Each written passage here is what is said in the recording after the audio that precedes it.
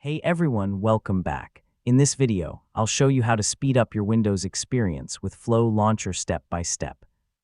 While Flow Launcher doesn't directly make your computer faster, it helps you work much more efficiently by giving you instant access to apps, files, folders, and system commands.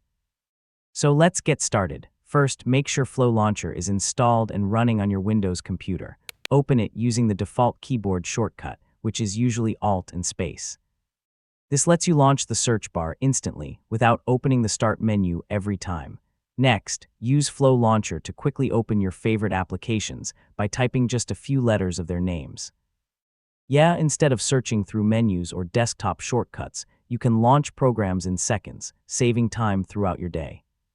You can also use Flow Launcher to find files, folders, and Windows settings almost instantly.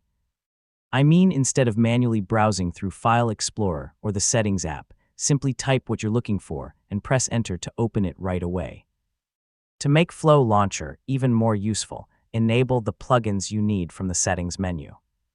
Plugins allow you to perform calculations, search the web, execute system commands, and complete many everyday tasks without opening additional applications.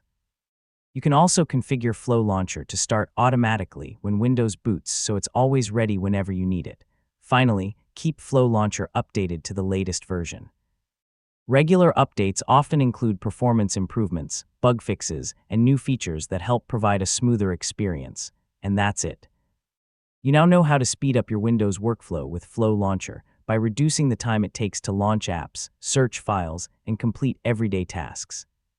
If this guide helped you, don't forget to like the video, share it with others, and subscribe for more simple tech tutorials. Thanks for watching, and I'll see you in the next one. Hey